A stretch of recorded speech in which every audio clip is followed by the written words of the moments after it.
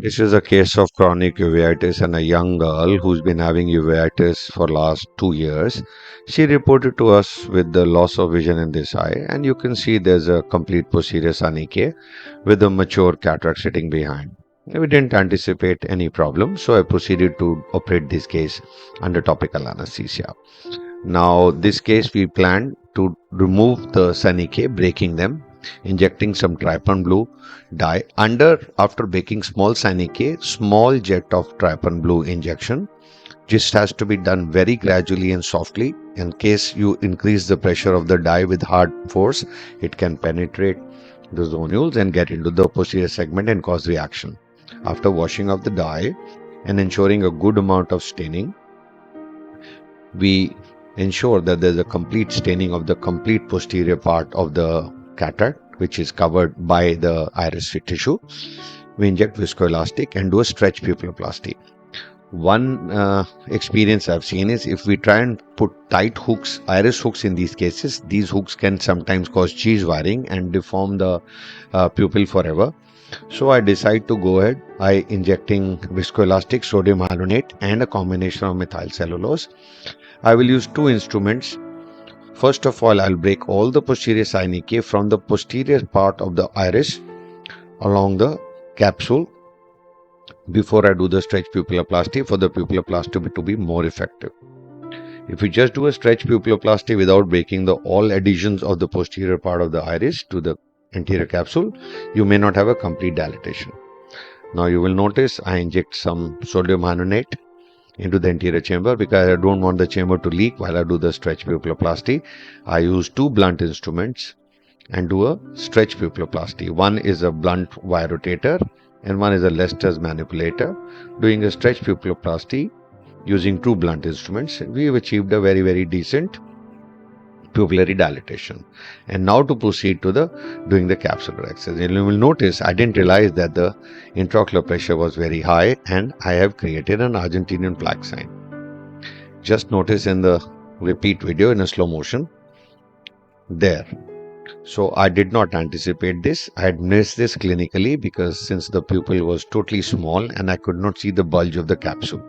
Secondly, the surgery was being done on topical. The hypotonic was not achieved. My mistake.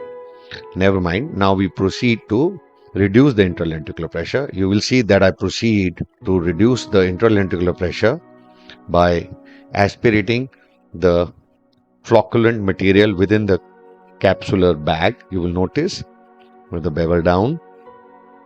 And as I remove the flocculent material and the fluid, the intralenticular pressure is slowly going down. This also has to be done very carefully. Don't do a jerky aspiration, otherwise you can cause the needle to puncture the posterior capsule.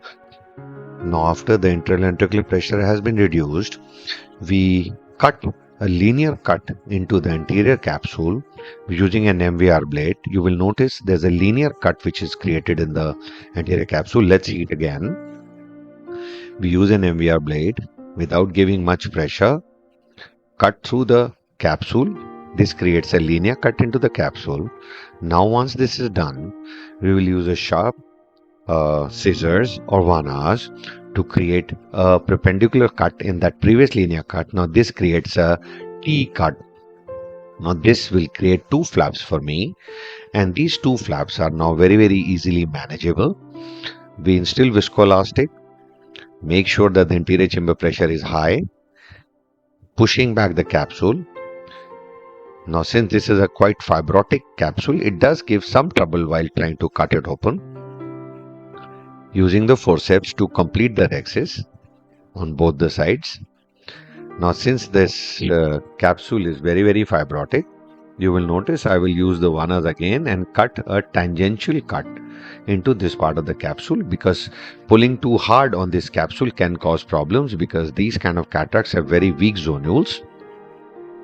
Now having created a decent size opening, reduce the intralenticular pressure and making an anterior chamber stable, we proceed to remove the totally fluid or flocculent material cataract from within the capsular bag. I am not using a phaco machine here since the cataract is totally absorbed, and you will notice that it is partially semi-solid in nature and being easily removed using an irrigation aspiration. Now one more thing to notice is that the cataract is coming out in single form, and some part of the cataract which probably is a little bit more solid also does come out. Now, having removed the cataract, we are left with one linear long part of the capsule which might obstruct our surgery.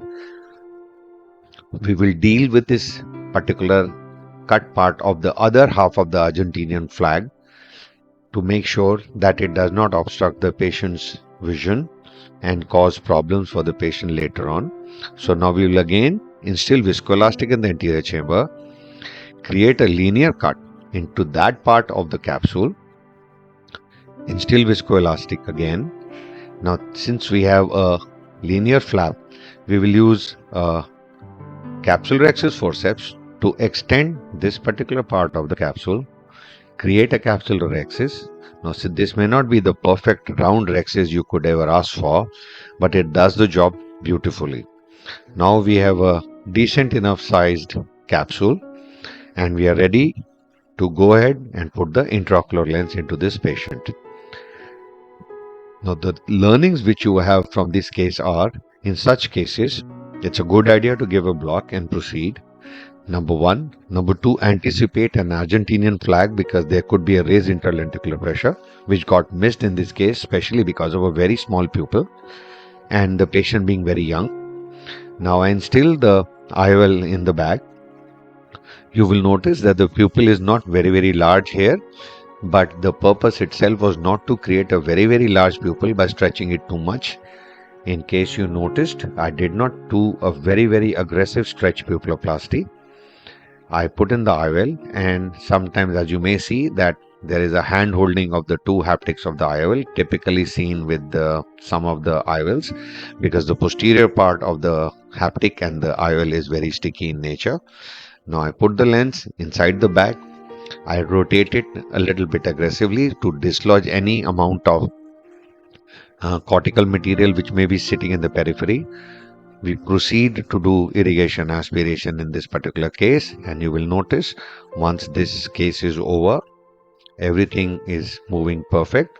I use my left hand and a blunt instrument to lift the iris to locate any remaining amount of cortical matter which may be staying there, which could be hidden from my visibility due to the non-dilating pupil.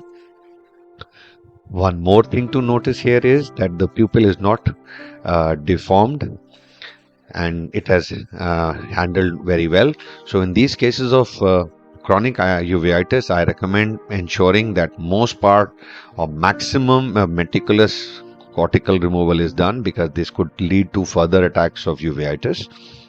Also making sure that all remaining dye has been washed, and you will notice as the surgery is over, the pupil is nearly round again, and thanks to not using any iris hooks in these cases, and also doing a very aggressive stretch pupilloplasty which was avoided here, we could retain the little round shape of the pupil, and the pupil on the first day post-operative was nearly normal size. I hope you liked the video. Thank you.